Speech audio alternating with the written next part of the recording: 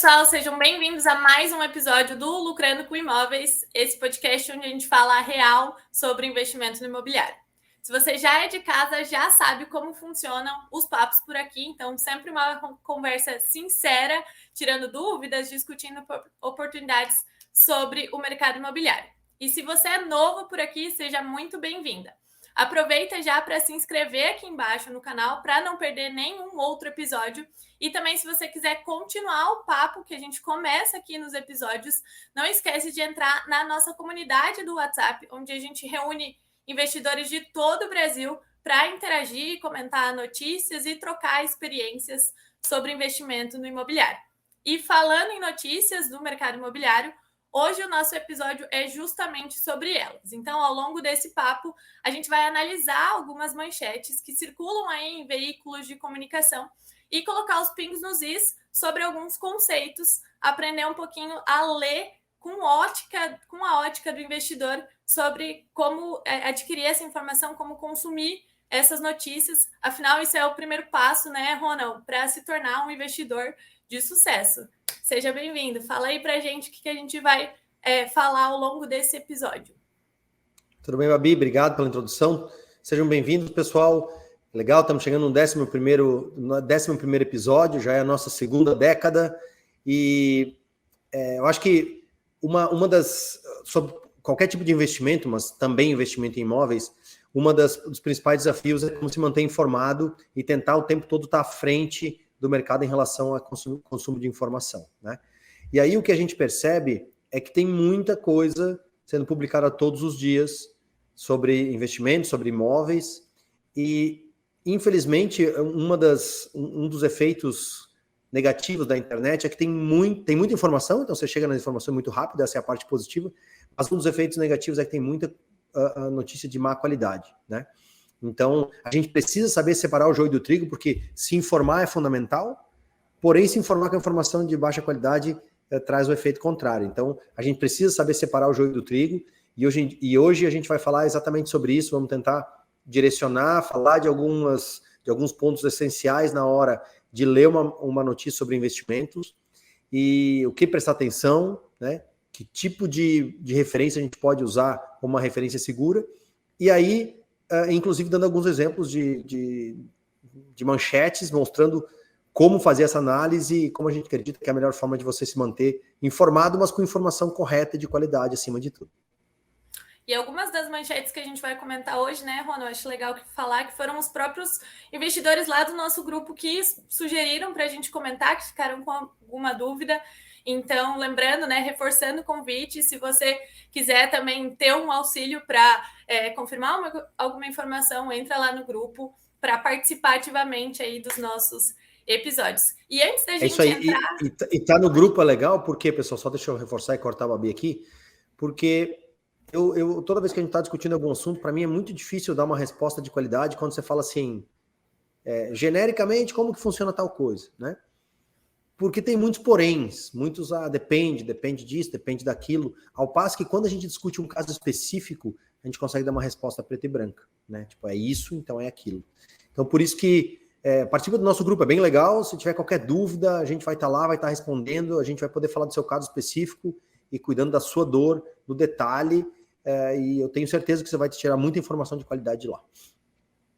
E antes da gente entrar aqui, Ronald, para analisar cada uma das manchetes que a gente separou, você preparou algumas dicas também daquelas básicas, né? Então, antes de abrir a manchete, assim que a pessoa recebe, o que ela precisa seguir? Quais são os passos básicos para começar a ler as notícias com essa ótica de investidor? É isso aí. E aí, assim, isso aqui tem um pouco de... Nós vamos falar especificamente de matéria sobre investimento em imóveis, mas também tem um pouco de buscar informações na internet como um todo, né? E aí, assim, como eu já falei antes, tem muito conteúdo ruim e, mais do que tudo, tem muito conteúdo que, na verdade, é uma peça de venda na internet. A gente, muitas vezes, fantasiada de matéria, né? De notícia. Então, esses são os dois pontos principais que a gente está buscando. Começando assim, olhem manchetes muito sensacionalistas, né? Não é normal, não tem milagre, não existe milagre no mundo. e quando você vê uma coisa muito extraordinária, toma cuidado, busca verificar, porque tipicamente são matérias sensacionalistas que estão buscando te vender alguma coisa, né? E aí, como qualquer notícia, é muito importante você buscar quem que está escrevendo isso, né? Qual que é a ótica daquilo, né? Então, primeiro, quem está escrevendo isso, sob o ponto de vista de quem que é esse, né? É um tio do WhatsApp que está mandando um negócio, ou é o Valor Econômico, que é um dos maiores jornais de notícia do Brasil econômica, né? Então, a fonte em si, quer dizer, o veículo que está publicando aquilo, isso é importante, mas também não só o veículo, mas quem que é a fonte? Quer dizer, essa matéria é baseada na opinião de quem? Quem está sendo citado ali? Então, nós vamos dar um exemplo hoje, mas se é uma matéria que está falando sobre consórcio, e a única fonte da matéria é a pessoa que vende consórcio, é esperado que essa matéria vai ser tendenciosa, né, a falar bem de consórcio, né? Ou se a matéria é sobre um assunto de alguém que a gente vai falar um pouquinho sobre isso, dos branded contents, né, que são os conteúdos patrocinados, isso é perigosíssimo, né? Todos os jornais hoje em dia têm, inclusive os bons jornais, conteúdos patrocinados, que na verdade são peças de venda, né? Então você vai entrar lá e vai dizer assim, conteúdo patrocinado da Empíricos, tá? Que é uma empresa de investimento aí. No final você vai ver que os caras estão vendendo um produto deles dentro daquela matéria, e logicamente o contexto da matéria ele tem que ser o suficiente para vender o conteúdo, vender o produto que está sendo vendido. Então, no fundo, não é mais uma notícia aquilo. Na verdade, aquilo é uma propaganda, né? Fantasiada de matéria. Então, muito cuidado com os conteúdos patrocinados, muito cuidado. Esses são os piores, nós vamos mostrar um exemplo hoje. E também dê uma olhada em quem que é a fonte ali, quer dizer, quem que tá falando, quem está sendo citado naquela matéria, né? Um outro ponto é que, via de regra, com algumas exceções, claro, os jornalistas não são grandes especialistas em investimento. Então, vocês veem comparações, a matemática não fecha, não é simples fazer análise de investimento, né? Tanto que quem faz bem investimento com qualidade é muito rico, porque isso dá muito dinheiro, né? Então, tomem cuidado, porque tipicamente os jornalistas não são especialistas, e aí a gente tem que dar uma olhada e conferir, entender a matemática, buscar de onde vêm os dados daquilo, quer dizer, se a fonte lá é uma só. Então, deixa eu confirmar em outros lugares. E aí, na hora que você confere a matemática, você entende a fonte, você vai tirar a sua própria conclusão, que é a dica final, né? Então, vou lá, vou entender quem que é a fonte que está falando, vou buscar outros dados daquela mesma fonte, vou conferir a matemática, investimento é matemática, né? O tempo todo tem que saber o que o número está mostrando. E aí, eu vou tirar minha própria conclusão. Normalmente, as matérias servem para chamar você para uma tendência, para uma novidade, servem para te abrir os olhos para alguma coisa que tem que ser investigada. Mas a conclusão sobre o que aquela matéria quer dizer, ela não virá da matéria, não vai vir do artigo, vai vir da sua própria conclusão depois que você foi lá e pesquisou. É isso aí, essa dica de refazer a continha, ela serve para, né, todos os exemplos aí de imóveis, quando você está pesquisando imóveis, quando você está lendo notícias, então refazer e perguntar o porquê, né, conseguir traçar a razão daquilo é fundamental, né, Ronald? Inclusive as coisas que nós falamos aqui, tá? A gente falou alguma coisa, vai lá e faz a sua conta, né? Faz a sua versão. Exato. Porque, nós somos especialistas em investimento, diferente de muitas pessoas que escrevem as matérias, mas mesmo nós, às vezes, ou vamos cometer alguma falha, vamos deixar de considerar algum fator que, de repente, para o seu investimento faz sentido. Então, sempre confira a conta. A única conta que funciona é a sua conta própria que você mesmo fez. Essa matemática que você pode confiar. A matemática dos outros nunca funciona. É isso aí. Então, bora para a primeira manchete. Vamos analisar aqui. Vamos para a nossa primeira manchete a ser analisada e um pouquinho de como que vai funcionar a nossa mecânica. Então, eu vou abrir a manchete aqui. Eu já estou com a nossa primeira manchete aberta aqui no lado para a gente ir analisando junto. Eu vou ler e dar as impressões como leitora e o Ronald vai fazer esse parecer técnico de como a gente pode ler, o que a gente deve ter cuidado na hora de ler essa notícia. Então, a primeira notícia que a gente pegou aqui é uma notícia do G1, publicada em 20 de janeiro de 2023, então ela é bem recente, e ela fala sobre a tendência de aluguel de microapartamentos. Então, começa assim. Aluguel de microapartamentos rende mais do que o de imóveis maiores, mas ainda perde para a Selic. Essa matéria ela é feita com base em um levantamento do Quinto Andar, que já de início se preocupa em destacar, em definir o que ele considera como microapartamentos, né? Então, apartamentos menores do que 30 metros quadrados. E aí a manchete a matéria vai abrindo com essa rentabilidade, então dizendo que a rentabilidade dos microapartamentos é de 0,54% ao mês nessas unidades menores de 30 metros, menores do que 30 metros quadrados, e ela vai caindo à medida que o tamanho dos imóveis aumenta, né? Então, até chegar ali com imóveis de 4 quartos com 0,3% ao mês. Aqui nesse gráfico ele vai fazer essa relação, né, que é inversamente proporcional. Então, quanto mais quartos, menor a rentabilidade. E ele destaca também ali no segundo parágrafo qual foi a base de estudo, né? Então, foram 8 capitais lá, os resultados refletem o valor nessas 8 capitais, e que, apesar dos apartamentos compactos serem a maior rentabilidade, eles ainda perdem de outras opções de empreendimentos, né? Outros tipos de investimento. E aqui ele vai selar, então, chegar a essa conclusão, né? Que a rentabilidade dos microapartamentos ao ano ela é de 6,6% ao ano, mas ela perde, por exemplo, do Tesouro Selic, com 10,92%, já descontado o imposto de renda, e também do CDB, com 8,19%, de acordo com essa simulação feita pela IUB, que eles utilizam na reportagem, e ainda conclui que, comparado a alguns fundos imobiliários, essa rentabilidade dos microapartamentos ainda é menor. Então, por mais que eles, na categoria de imóveis, né, de rentabilidade com aluguel de imóveis, eles sejam a melhor rentabilidade, quando comparados a outras formas de investimento, dá a entender que ele não é uma boa opção. E aí aqui para trás ele vai traçar o perfil desses proprietários e inquilinos, ouvir algumas pessoas também que estão nesse contexto, mas basicamente a matéria, né, a conclusão da matéria é sobre essa rentabilidade. E aí, Ronald, como que a gente pode ler, o que a gente precisa prestar atenção? Então, vamos lá, começa na manchete aí, porque eu acho que a manchete geralmente ela mostra o que a pessoa, qual que é o objetivo. Primeiro, olhando para a fonte, G1 Economia, então, em princípio, uma fonte ok. Desculpa, o veículo é um veículo ok, né? Com alguma credibilidade. Se você olhar com calma, a fonte é um estudo do Quinto Andar, que aparentemente não teve uma conversa com alguém, mas ela está reproduzindo a conclusão lá, deve ser do estudo do Quinto Andar, que acontece com uma certa periodicidade. Mas fica lá, por favor, na manchete. E ela fala assim, bom, então o menor rende mais, mas ainda perde para a Selic. Primeiro, a conclusão geral está ok, é isso mesmo.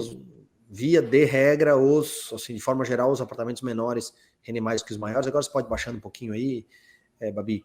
Então, assim, a conclusão geral está boa, mas acho que o ponto essencial aqui, para quem está olhando para investimento, é que, inclusive, se você olhar o nosso episódio falando especificamente de rentabilidade de aluguel, junto com o Luciano Costa, vocês vão ver que a gente fala muito sobre ir no detalhe. Essa generalização de dados, ela serve para te dar uma ideia de tendência, mas no fundo entender que investimento vale mais do que o outro depende sim ou sim de analisar o seu caso específico. Então não é sempre só que os apartamentos de estúdio ou os menores são a melhor alternativa, depende do lugar onde você está. Você vê que aí ele tem generalização sobre generalização, né? Todos os apartamentos da cidade, todas as cidades, 8 capitais, e no fundo, em relação à rentabilidade, o diabo mora nos detalhes, você precisa conhecer o seu caso específico para poder ter uma conclusão melhor, e aí sim, ver o que é um bom investimento ou não. Então, reforçando mais uma vez, nós temos um episódio especificamente sobre rentabilidade de aluguel, escuta lá, essa generalização aqui serve para dar o rumo da discussão, né? Em geral,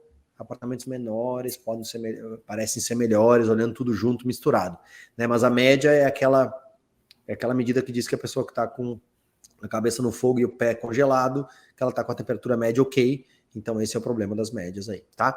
Então esse é o primeiro ponto, não tem nada a desmerecer a reportagem, tudo parece estar ok, ele só está reproduzindo um estudo que é um estudo de credibilidade dentro de um instrumento de credibilidade. Agora, o problema aí vem, desce lá por favor, Babi, no momento que ele comenta e compara com a Selic aí. Aqui o repórter faz uma baita lambança, porque não sei nem se ele entende isso bem ou não, mas ele fala assim, a rentabilidade é 6,6 ao ano, que perde da Selic, que é 10,92, já descontado o imposto de renda. Então aqui a matemática está misturando tudo, bananas com maçãs, com abóboras e com morangos.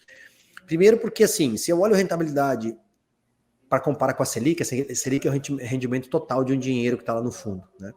Então, eu tenho que comparar com o imóvel de aluguel, não só a rentabilidade de aluguel, mas a rentabilidade de valorização daquele imóvel, né? Se é para comparar com a Selic, né? Porque a Selic é o rendimento total. Um imóvel de aluguel, ele tem dois elementos de valorização, que é a renda de aluguel, mais a valorização do imóvel em si no ano. Então, se fosse para comparar, eu precisaria comparar a soma do rendimento de aluguel mais a valorização com a Selic, né? Essa seria a comparação correta. E o outro erro aqui que é o seguinte, os 6,6% ao ano do aluguel, ele está com o imposto de renda dentro, enquanto que a Selic está líquido de imposto de renda. Então, a comparação correta seria tirar o imposto de renda dos 6,6% ali para comparar líquido com líquido, ou seja, sem imposto de renda dos dois lados, né? Então, qual que é a comparação correta aqui? Você deveria ter quanto vale a rentabilidade de aluguel, menos o imposto de renda dela. Quanto vale a rentabilidade esperada de valorização, menos o imposto de renda dele, né, que são diferentes, inclusive. A gente tem um episódio também sobre imposto de renda, procura aí, a gente explica exatamente como calcular o imposto de renda de aluguel ou de valorização de imóveis, tá? Então seria rentabilidade de aluguel menos imposto de renda, rentabilidade de valorização do imóvel menos imposto de renda, versus Selic menos seu imposto de renda. Aí sim a gente teria uma comparação, né? Então por isso que, como a gente falou no início do episódio aqui, o certo é você fazer a sua matemática, porque apesar dessa matéria estar, em geral, ela está ok, mas essa matemática está totalmente errada, e a conclusão da manchete é essa, né? Rendeu tanto, mas é menos que a Selic. Menos que a Selic sob qual critério? Esse critério que está errado, isso aqui é preto no branco errado, uma comparação não está correta, né? Você compara coisas que não são comparáveis, e esse é o grande pecado da matéria aí. A fonte é boa, parece estar tudo certo, acho que não está tentando vender nada, porém conclusão da matéria está errada em relação à comparação de rentabilidade. E, claro, a generalização, que daí tudo bem, quem vai escrever uma matéria não pode olhar só um caso específico, então a generalização funciona para uma matéria, mas não funciona para sua análise de investimento pessoal. Essas seriam minhas duas conclusões sobre esse artigo específico. A segunda manchete que a gente selecionou, ela é da Exame, foi publicada em outubro de 2022 e ela fala sobre investimento em cota. Então, ao invés de você investir no imóvel inteiro, você pode comprar a cota de um apartamento. Então, a manchete é a seguinte: investimento em cotas de imóveis fica mais acessível. É possível aplicar a partir de 10 mil. Empresas também antecipam o recebimento de dividendos, competindo com aplicações como os fundos imobiliários. Então, a gente vai ver que em alguns momentos ele vai traçar esse paralelo com os fundos imobiliários. Então, ele abre falando que as cotas já são uma realidade, mas anteriormente elas tinham um valor muito alto que dificultava o acesso, né? Elas eram a partir ali de R$1 milhão para você investir, e agora empresas de pequeno e médio porte também estão fazendo essa estratégia como uma forma de financiar as próprias obras. Ao invés de pegar um financiamento imobiliário para financiar a obra, elas estão criando essas cotas, e em troca dessas cotas, né, que partem a partir ali de 10 mil, eles dão um percentual do lucro sobre esse capital investido, que pode variar de 18% a 35% ao ano. E aí ele vai justificando, né, então, que essa é uma forma para as construtoras que fazem, para as empresas que fazem esse tipo né, que oferecem esse investimento, é uma forma de atrair o público e diluir os custos de construção, né? Para as construtoras é um financiamento mais seguro do que os bancos, segundo a matéria. E as cotas são acessíveis. A vantagem para o comprador, né?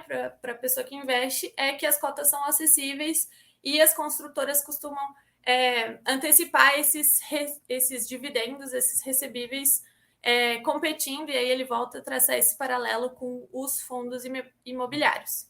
E aí, a partir de então, ele vai citar duas fontes que são essas empresas que vêm, essas construtoras que vêm oferecendo essas cotas. A primeira chama-se Neon, e é ela quem tem cotas a partir de R$10 mil. E aí ele fala um pouquinho sobre o perfil de empreendimentos. Então, os empreendimentos são de médio e pequeno porte, então entre 200 e 380 mil, e fala um pouquinho sobre a adaptação da empresa para ofertar essas cotas menores. E também o segundo exemplo é a Capital Concreto, que tem cotas com valores a partir ali de 40 mil para você começar a investir. E aí ele fala um pouquinho sobre quando ela começa, essa segunda empresa começa a oferecer essas cotas, né? Então, quando a obra já está aprovada, e também fala um pouquinho do risco para o investidor aqui. Então, quanto mais cedo ele aplicar, maior será o risco, e também né, a remuneração também vai ser diretamente proporcional.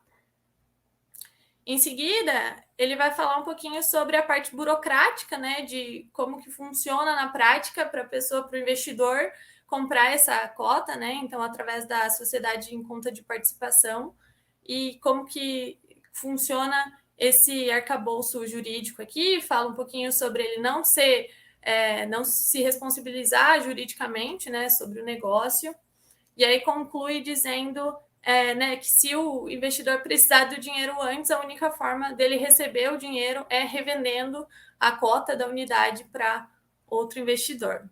E aí, Ronald, o que a gente pode ler, o que está nas entrelinhas dessa matéria aqui? Tá, então vamos lá. Em primeiro lugar, uma fonte de boa credibilidade, né? A Exame.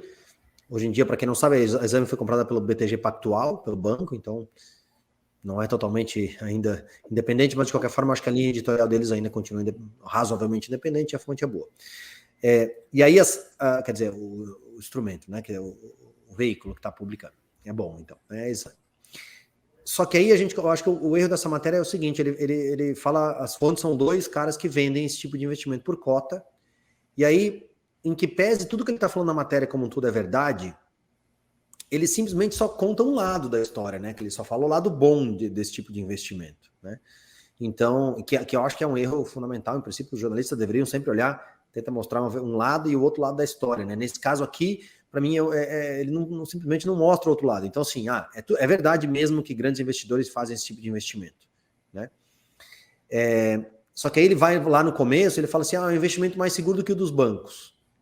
Para o incorporador, em princípio, nem sei o que ele quer dizer muito bem com mais seguro do que os outros, né? Mas tudo bem, se for mais seguro é para quem é para o incorporador e não é para o investidor, tá? Porque o investidor não tem direito de cobrar antes e o banco tem direito de cobrar antes, né? Tá bom, é bom, mas é bom para o incorporador, não para o investidor. Daí isso não fica muito claro aí, né? Segundo que ele começa a misturar coisas, então ele fala ali mais para baixo um pouquinho, ele fala assim, daí diferente do imóvel tradicional, vai para baixo um pouquinho, Babi, ele fala, você não precisa se preocupar com pagar o ITBI e tudo mais, né? Essa é a vantagem, né? Beleza, de fato, eu acho que isso é uma vantagem. Agora, ele não fala das desvantagens, né? O fato é que esse tipo de investimento em cota, ele é um tipo de investimento de alto risco, porque você vira sócio dessa empresa, né? Os fundos, as famílias, as pessoas têm muito dinheiro, fazem esse tipo de investimento qualificado, mas eles estão lá, eles entram nesse tipo de investimento porque eles têm análise jurídica detalhada, eles conhecem as empresas, eles têm forma de pedir garantias. Então, quem entra nesse tipo de investimento, tipicamente tem um conhecimento pesado de quem que é a pessoa que ele está entrando como parceira, eles têm advogados por trás, contratos altamente bem escritos e tal, né? Quando eu falar, eu, pessoa física, vou entrar no investimento desse, qual que é a minha capacidade de ter esse tipo de conhecimento, né? E aí ele compara aqui, ele fala de fundos de investimento, por exemplo. Fundos de investimento são altamente regulados pela CVM para proteger o investidor. Nesse tipo de contrato aqui, vai para baixo mais um pouquinho, Babi, tu vai ver que ele fala ali que, inclusive, a forma de entrar é uma sociedade por conta de participação. Esse tipo de investimento não dá nenhuma segurança para o investidor. Quer dizer, você entra como sócio e acabou. Se a empresa falir, no meio do caminho você perde o dinheiro e tal. Então, eu acho que o grande erro dessa matéria é que ela é altamente tendenciosa no sentido de que ela mostra só um lado da moeda, né? Então, por exemplo, nós temos um episódio que a gente fala sobre investimento em imóveis de preço de custo, né? Que é um tipo de investimento que dá uma rentabilidade maior de fato, né? Inclusive, a gente entrevista o CEO da LD, que é uma incorporadora que trabalha esse tipo de investimento em Balneário Camboriú, na região de Balneário Camboriú. Então, quando a gente fala sobre isso lá, o tempo todo nós temos que pontuar os riscos, né? Se eu comparar com uma incorporação comum tem a proteção da lei de incorporação, que está ali para proteger um cliente, pessoa física, né? O risco de você entrar como sócio é um risco de, enfim, a empresa não ser mais solvente e tal, não te entregar o apartamento, né? Nesse caso aqui é pior ainda, sob o ponto de vista de risco, é muito pior do que você entrar numa obra a preço de custo, porque a obra a preço de custo, simplesmente a pessoa constrói e te entrega imóvel. Aqui ele tem que vender depois, e aí se não sair naquele preço e tal. Então, assim, é tudo... Não tem nenhuma mentira escrita aqui na matéria como um todo. O grande problema dela é que ela só mostra o lado bom, né? E ela não fala que entrar no investimento como sócio em cotas te abre um risco para várias coisas, né? E você tem que ser capaz de, pessoalmente, como pessoa física, mitigar esses riscos. Outros investimentos, como comprar uma incorporação tradicional, tem uma lei específica para proteger o comprador. Fundos imobiliários, que estão todos regulados pela CVM para proteger o investidor, né? Eles têm arcabouço de proteção, que aqui não tem. Aqui você está entrando como sócio dentro, como se você fosse... conhecesse uma incorporadora e botar seu dinheiro lá, né? Os bancos fazem isso também, mas eles analisam a incorporadora, eles pegam os recebíveis como garantia e tudo mais, né? Então pense que você está tomando o lugar do banco. Eu vou dar meu dinheiro para o incorporador produzir o negócio dele, e se o banco, quando entra pedindo um monte de garantias, tem uma razão por trás disso, é para ele se proteger, né? Então acho que o grande pecado dessa matéria, assim, nada é mentira, mas e o outro lado? Não tem nada praticamente de outro lado, e eu acho que isso, a mensagem geral dela fica errada exatamente por isso. Terceira manchete aqui para a gente analisar. Agora, essa manchete é da Money Times, que também é um veículo super reconhecido, super renomado, quando assuntos são investimentos e finanças. Ela foi publicada bem recente, agora em 3 de fevereiro de 2023, e ela diz o seguinte: Selic a 13,75 faz consórcios se destacar em relação ao financiamento imobiliário. Veja a simulação. E aí ela abre fazendo esse contexto, né, macroeconômico da taxa Selic, que pela quarta vez seguida foi mantida em 13,75 e colocando o consórcio como uma opção mais vantajosa do que o financiamento imobiliário para obter a casa própria. Continua dando esse contexto, né, com o Banco Central sinalizando que vai manter os juros elevados por mais tempo e traçando um paralelo também com os juros do financiamento imobiliário que são, né, seguem esse ritmo. Então, aqui no terceiro parágrafo ele traça outro paralelo com um contingente de pessoas endividadas, segundo o Serasa, né, que é para onde leva esse link. E aí ele conclui que entre aderir em um consórcio ou firmar um contrato de financiamento com a taxa a 14% ao ano, existe uma opção que sai muito mais em conta, e essa opção, né, ele vai discorrer, que é o consórcio imobiliário. E aí ele começa esse segundo tópico aqui falando justamente disso, que a compra programada por meio do consórcio traz vantagens financeiras, como de não ter juros, de não precisar de entrada, de o custo final pode ser, segundo ele, né, segundo a matéria, até 10 vezes menor do que o financiamento. E aí entra a nossa principal fonte da matéria aqui, o Márcio Kogut, da Micom Fintech, falando um pouquinho mais sobre isso, né? Que quando a Selic está elevada, as pessoas buscam adquirir os bens por meio do financiamento, encontram esses juros aí beirando 15% ao ano, e conclui que em um contrato de 15 anos, né, a pessoa vai pagar praticamente 2 imóveis, segundo essa aspas aqui do Márcio Kogut. E aí, continua dizendo que, né, no final do ano passado, a taxa livre do financiamento foi de 11,5% ao ano, de acordo com o Banco Central, ainda maior do que antes da pandemia, né? Então, ela seguiu a curva junto com a Selic. E aí, ele vai falando, conclui que o consórcio, essa taxa é estável, porque ela não está atrelada à Selic. Por fim, a última parte vai trazer justamente essa simulação, né? Em um caso da Micom, com uma taxa de administração para um plano de 15 anos de 0,7% ao ano, né, resultando ao longo desses 15 anos em 9,9% ao longo de todos esses 15 anos. Pontua ali que nos planos de consórcio eles vão ter a atualização anual de crédito e das parcelas também pelo IPCA. E aí volta para uma fala da principal fonte, né? Que somando a taxa de inflação com a administração, o consórcio da Micom tem o custo equivalente a 6,5% ao ano, enquanto o financiamento imobiliário tem a média, né, segundo a própria matéria, de 11,5% ao ano. Ainda pontua que outra diferença importante é que entre essas duas modalidades, né, é que no financiamento o juros é composto, ou seja, juros sobre juros, e no consórcio essa taxa é simples.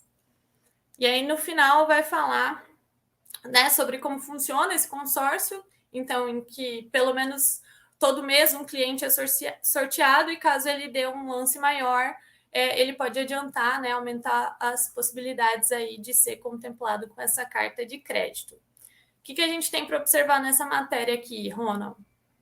Bom, vamos lá. Aqui, acho que aqui a gente começa a ter, nós estamos indo para umas reportagens mais perigosas, tá?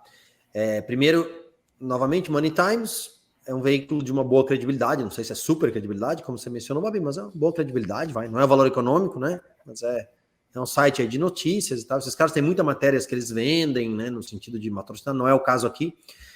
Mas, ok, é um veículo de boa credibilidade. E aí, só que a fonte, assim, esse é batom na cueca, a fonte é um cara que está vendendo consórcio, né?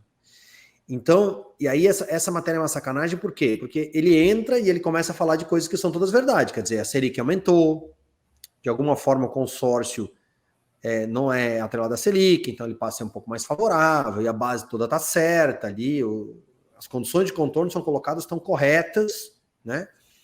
E aí ele fala que vai ter uma simulação, inclusive a chamada da matéria é essa, aí vamos lá direto para o ponto, que aqui é o que importa, porque a simulação lá, que ele tenta comparar com o consórcio de financiamento imobiliário, isso é, assim, beira... Isso é uma mentira preto no branco, mentira, né? Porque ele pega e faz uma comparação, ele bota a taxa de administração, que é 10%, divide por 15 anos, que é uma coisa que não é assim, né? Não é assim que se calcula isso, a taxa de administração se tira do total, não é simplesmente uma divisão. E aí ele pega e soma isso por 15 anos com o IPCA que ele projeta aí, que é o 5,79, e compara com 11,5% do financiamento imobiliário, que até os números básicos estão ok. Mas a matemática está completamente errada, porque o consórcio vai depender muito de quando você foi sorteado. Se você for sorteado no primeiro dia, quase que dá essa matemática dele aí. Está errado ainda, mas mais ou menos está no rumo. Mas se você for o último cara a ser sorteado no consórcio, você vai ficar a vida inteira pagando, 15 anos, e lá no fim você vai receber de volta o seu dinheiro, corrigido só pelo IPCA, que é uma porcaria, tem muito investimento muito melhor. Com 15 anos de carência, tem muito investimento, dá muito mais que o IPCA, e ele vai te dar a carta de crédito que você pagou 15 anos pelo negócio. Então, ele simplesmente não menciona a questão mais importante, que é quando você vai ser sorteado no consórcio. E a matemática foi feita simplesmente para fazer de conta que o consórcio é muito melhor nesse caso, e depende muito. Então, nós, inclusive, vamos gravar. O nosso próximo episódio vai ser sobre consórcios, né? E a questão toda do consórcio é que ele é uma ferramenta para poupar dinheiro forçado. E, no fundo, em alguns casos é melhor, outros não é. Depende muito quando você foi sorteado, que tamanho que o lance. Então, quando você vai comparar com financiamento imobiliário, dificilmente eles são comparáveis, tá? Normalmente eles são... o consórcio é uma ferramenta para um tipo de compra e o financiamento imobiliário é para outro tipo de compra. São objetivos diferentes. Mas no fim, se for comparar, e vai ser o foco do nosso próximo episódio, que tem um convidado bem legal, que tem uma empresa que tenta prever qual vai ser o lance dos consórcios e tal. Se você for comparar, tem vários dependes por aí. Essa matemática, ele fala, inclusive, que é uma simulação. Isso sim, isso é uma matéria tendenciosa, mentirosa, com uma matemática fabricada para dizer que o consórcio é melhor. Tá errado, é mentira, ponto final. Certo? Fake, isso é fake news, né? Só que é pior do que uma fake news pura, porque é uma fake news para fazer propaganda de consórcio, e o cara que fala é só o cara que vende consórcio, né? Então é isso, tem que tomar muito cuidado com esse tipo de matéria, é uma simulação que não serve para nada, né? E assim, é uma propaganda fantasiada de matéria, e simplesmente é isso que a gente pode falar dela, totalmente errada. Nosso próximo episódio sobre consórcio, vejam ele, quem está afim de olhar por isso, porque a gente vai tentar tirar muitos mitos aí, explicar no detalhe. É bem complicado explicar um consórcio, tá? Especialmente comparar com financiamento imobiliário é bem complicado, mas a gente vai colocar isso no nosso próximo episódio. Inclusive, né, Ronald, quem tiver dúvidas, já deixa aqui nos comentários que a gente vai responder uma série de dúvidas desse episódio, dúvidas que alguns investidores no nosso grupo lá já mandaram para a gente, quando a gente anunciou em primeira mão que o próximo tema seria consórcio, né, Ronald? Mas ainda dá tempo de quem quiser participar, comentar aqui nesse episódio. É isso aí, tem várias questões. Como eu falei, consórcio é um tema muito, bem complexo, né? Quanto que é o lance, qual que é a taxa de administração, que tipo de garantia eu tenho que dar, porque isso as pessoas não olham geralmente. né? Então, consórcio é muito popular para carro e é um tipo de consórcio muito mais simples. Consórcio de imóvel tem algumas complexidades, mas funciona sim para algumas pessoas, pode ser uma boa alternativa.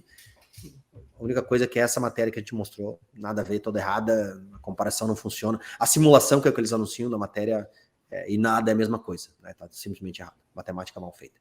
Aliás, mal feita com o objetivo de fazer de conta que o consórcio é melhor, que é o pior de tudo.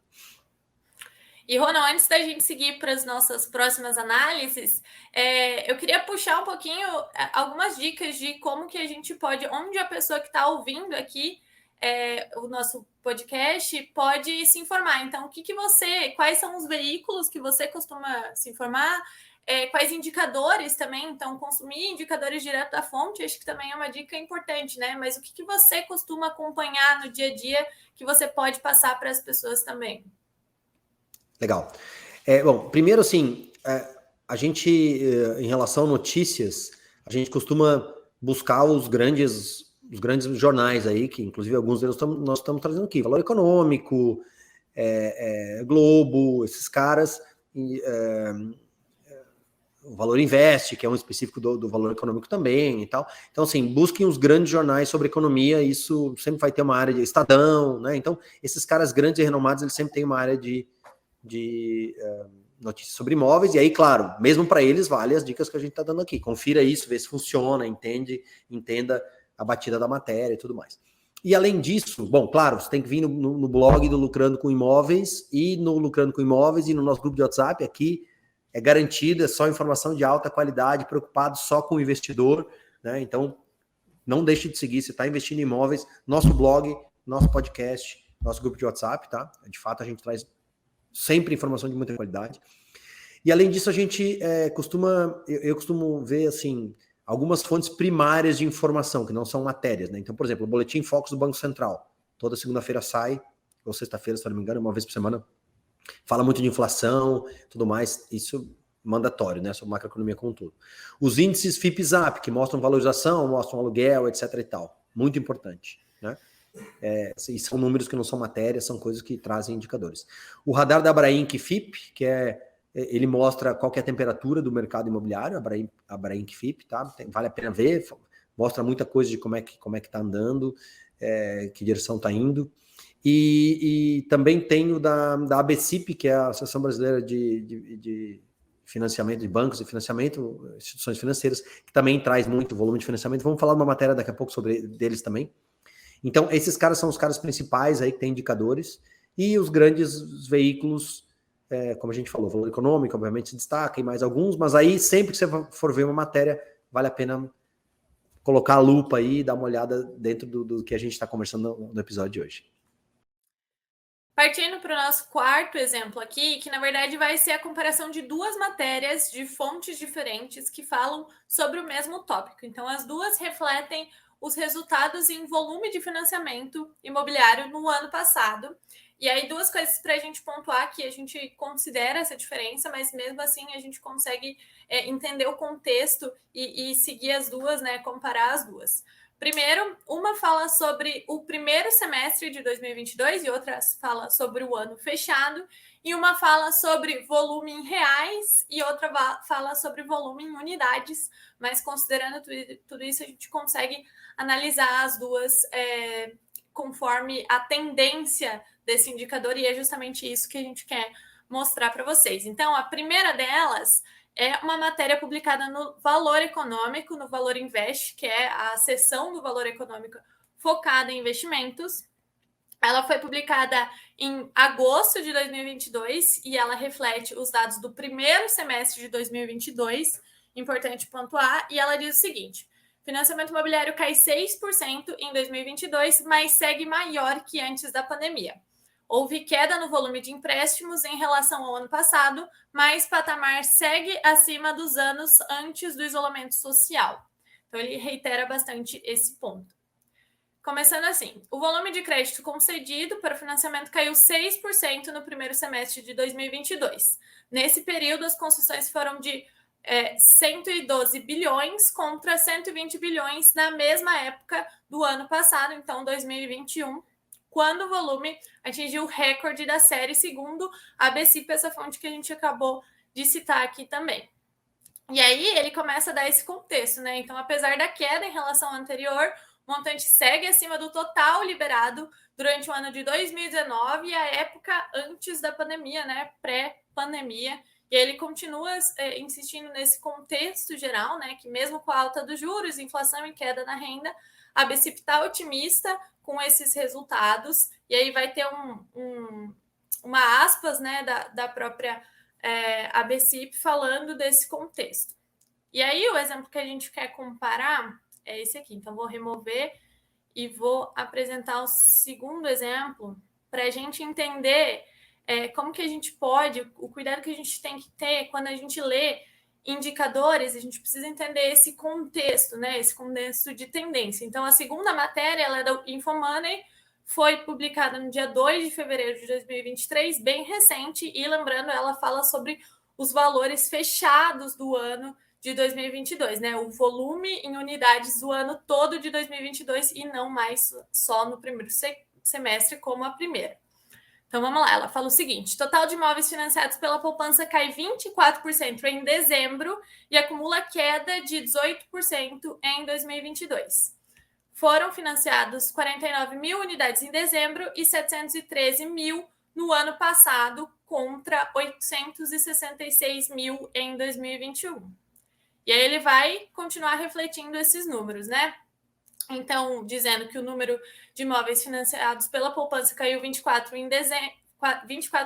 em dezembro, na comparação com o mesmo mês de 2021, e acumulou essa queda de 18% no ano, seguindo a mesma fonte, né? Segundo a BCIP. E aí ele vai continuar falando sobre esses dados, né? Repercutindo esses dados. E só ali no quarto parágrafo que ele vai dar esse contexto maior de que, apesar da queda, os 179 bilhões foram de longe o segundo melhor ano da série histórica, né? Então, em 2021 foram liberados 205 bilhões e em 2022 179 bilhões. Então, a tendência dela continua positiva, apesar dos maus resultados, né, que foram registrados nesse período. Rona, o que você tem a dizer sobre essa comparação aqui? Legal, então, assim, eu acho que duas coisas aqui. Tá? Primeiro, duas fontes de alta qualidade, né? InfoMoney e Valor Invest.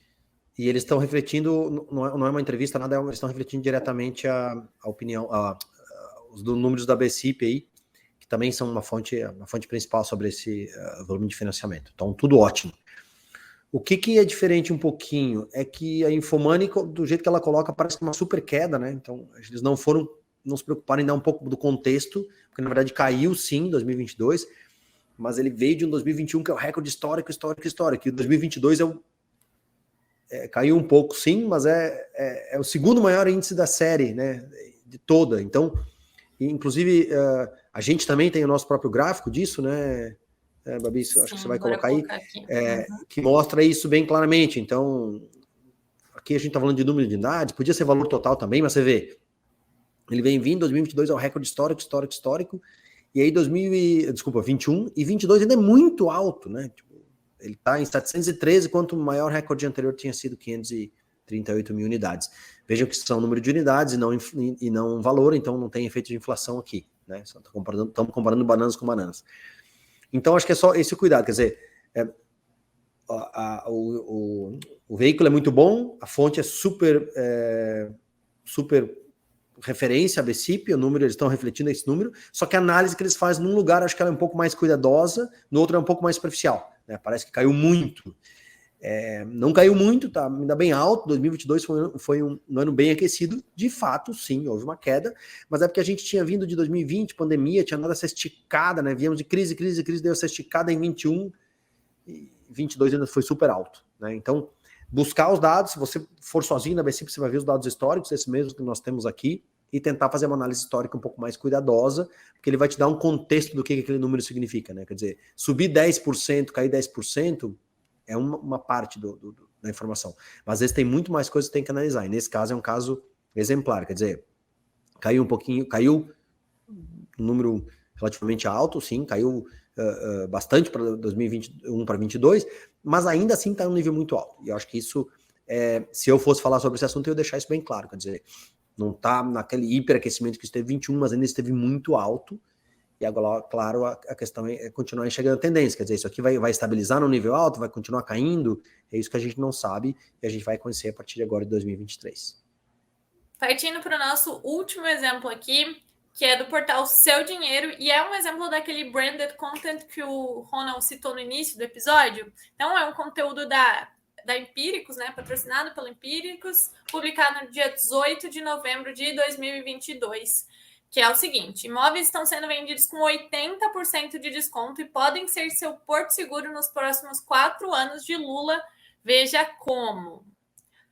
E aí ele vai começar dando o contexto, né? Lembrando que essa matéria foi publicada no recém-resultado das eleições, né? Então os ânimos do mercado ainda estavam estressados ali. Ele fala sobre a questão da responsabilidade fiscal nesse período, né? Nesse próximo governo. E relaciona, inclusive, com o desconto dos imóveis que ele está citando, com descontos de Black Friday, né? Então, que você tem notebooks, geladeiras com 40% de desconto. Nessa oportunidade que o veículo está trazendo, você tem imóveis com nada menos do que 80% de desconto, sendo quase uma mensagem divina, né? E aí ele vai voltar falar dessa relação com a macroeconomia, então com a taxa Selic elevada, a inflação, falando de outros ativos, né, e sobre a característica de imóveis serem ativos de valor real, né, que são um patrimônio palpável. E aí até traz algumas reações plausíveis quando você lê essa matéria, né? Então você pode ignorar esse fenômeno, você pode aproveitar para comprar uma casa própria num processo normal, ou você pode aproveitar essa oportunidade de 80% de desconto e revende pelo valor cheio, não parece um negócio de ouro, né? E aí ele vai falar de forma bem extensa, assim, sobre esse contexto pós-eleições e essa grande oportunidade que ele está trazendo, sobre a questão dos bancos, como que elas estão reagindo a isso, mas que continua ao longo da matéria vendendo que você pode aprender como comprar esses imóveis que chegam, né, a 40%, 50%, 80% de desconto, sem ter todo o dinheiro no ato da compra, então fazendo uma espécie ali de financiamento. Aí vai falar sobre o financiamento imobiliário tradicional, e continuar reiterando sobre essa ideia, essa oportunidade de ouro dando sopa no mercado. Para lá no final ele chegar num botão de como você pode aprender isso, traduzido, né, que te leva a uma página específica para aprender como comprar esse imóvel com apenas 20%, assistir alguns vídeos e tal. E aí, Ronald, o que a gente tem a falar sobre esse exemplo? Vamos lá. Vamos do início para baixo aqui. Essa aqui essa sim, essa tem todos os red flags, todos os problemas estão aqui nela. Assim, primeiro, conteúdo Empíricos, tá? Então é patrocinado, a Empíricos pagou por esse negócio que parece ser um artigo. Bom, primeiro, o Seu Dinheiro tem uma certa credibilidade, assim, não é um super portal de mais referência do Brasil, mas dentro do Seu Dinheiro essa é uma matéria vendida, a Empíricos pagou por isso. E aí ela tem todos os clichês, então é 80%, aí ele fala de Black Friday, compara 80% que são imóveis de leilão com um desconto Black Friday, nada a ver, mentira, tá? Não tem nada a ver com Black Friday, não é desconto, imóveis de leilão são vendidos ao valor mais baixo, porque eles são imóveis que têm um valor intrínseco mais baixo, tá? Então, eles são vendidos ao valor menor porque tem risco, porque tem problema jurídico, porque, enfim, é um leilão, às vezes eles estão lá com moradores, então, enfim, é por isso que imóveis de leilão são vendidos mais baixo. Aí, ele traz coisas altamente apelativas, o que é normal do conteúdo da Empíricos, que é a tal da fórmula de venda, do tipo, quais são as reações plausíveis? Ignora esse fenômeno e perca dinheiro, aproveita, ou ganha 80% de desconto e revende pelo valor cheio, ou seja, isso aqui é uma propaganda do tipo mais apelativa possível, fantasiada de artigo, não tem nada de artigo aqui, inclusive no final você baixa um pouquinho mais, Babi, ele vai mostrar aí o produto deles lá, olha, clique aqui para saber sobre e tal, né? Então, aí, ó, quero aprender a comprar um imóvel com até 80% de desconto, clique aqui, né? Então, assim, a minha sugestão é nem leia esse tipo de matéria patrocinada, tá? Não serve para nada, é uma propaganda, só serve para enganar as pessoas. É claro que existem imóveis que são vendidos ao preço mais baixo do que é o valor. E é isso aí, é um negócio de leilão, não tem nada a ver com isso. Aí ele fica misturando pós-eleição, proteção contra Lula, porque os imóveis são ativos reais, qualquer imóvel é um ativo real. Isso é bem normal, assim, é bem, enfim, uma misturança, porque é mentira, simplesmente. Por quê? E não é que é uma mentira porque alguém está se fantasiando acho que o problema aí é que eles fazem o seguinte, eles colocam esse tal de conteúdo patrocinado, não é conteúdo, tá? É uma propaganda da Empíricos, é bem no estilinho da Empíricos mesmo, fórmula de venda, pressiona, olha aqui, tem a solução para você ficar multimilionário, com R$1 por dia você vai ficar rico, aquelas bobagens, mas é o ponto principal, assim, conteúdo empírico, significa conteúdo patrocinado pela Empíricos, a Empíricos pagou, é uma propaganda. Não veja isso como informação, não tem nada de informação. Até ele fala uma outra coisa que é verdade no meio do texto, mas esse texto é 98,7% mentira. É uma venda do negócio, do produto deles de venda de leilão aí. Então, fuja 100%, nem leia conteúdos patrocinados, eles não servem para nada. Essa é a conclusão. E em nenhum momento ele fala, né, que é leilão. Então, acho que esse é um dos grandes pulos do gato também, né? É, sacanagem pura, né? É uma sacanagem. É pegadinha, né? Isso é pegadinha do começo ao fim. É isso aí, com esse exemplo de ouro aqui, do que não fazer, do que ficar longe, né? A gente vai chegando ao final do nosso episódio sobre como ler as manchetes. Acho que deu para dar umas boas dicas aí, né? Acho que o nosso audiência vai redobrar a atenção agora ao ler as próximas notícias, né, Ronald? É isso aí, cara, é muito legal, a gente faz isso todo dia, então eu olho sempre as matérias dessa forma, nós aqui dentro do Lucrando, a gente procura se informar e ver o que é verdade ou não. Você vê que, inclusive, grande parte das matérias eram relacionadas com o episódio que nós já fizemos, e uma delas específica vai ser um que a gente vai fazer, que é sobre consórcio, então já fica o convite, próximo episódio, vamos explicar tudo sobre consórcios imobiliários. Foi um prazer, obrigado pela audiência de vocês, eu acho que, mais uma vez, vou reforçar o convite, né? Vem para o nosso grupo, entra no grupo de WhatsApp, vamos conversar sobre isso, porque a gente tenta o tempo todo explicar. Nossa missão aqui é explicar como é que o investidor deve se informar, deve ler, deve saber, e você pode ter certeza que o nosso foco aqui é esse, e a gente vai estar trazendo sempre a informação da forma mais neutra possível e mais bem informada possível, claro, com como é que eu vou dizer, com o comentário aqui, ou o que a gente tem que deixar claro, a transparência, e dizer que nós falamos de imóveis, né? Então a gente vai o tempo todo estar falando de investimentos de imóveis, o que a gente sabe que os imóveis são bons, né? Eu não vou estar tentando falar de outro tipo de investimento com profundidade. A gente vai falar sobre imóveis e, naturalmente, a gente favorece os imóveis quando a gente está falando da nossa forma de explicar aqui, porque eu não sou especialista em bolsa, não sou especialista em outra coisa. Então, a gente também tem, de alguma forma, a nosso ponto de vista, né, que é imóveis. E aí, se você quiser saber sobre imóveis, a gente tem certeza que esse é o lugar para vir, inclusive tirando dúvidas sobre o que o pessoal publica por aí. É isso aí, especialistas em imóveis falando disso nesse canal. O link para entrar lá no grupo do WhatsApp, reiterando, está aqui na descrição. E também, se você está nos acompanhando até aqui, não se esquece de se inscrever no canal para receber a notificação cada vez que um novo conteúdo for publicado. Até semana que vem. Valeu, pessoal. Tchau, tchau. Por nos acompanhar até aqui. Tchau, tchau.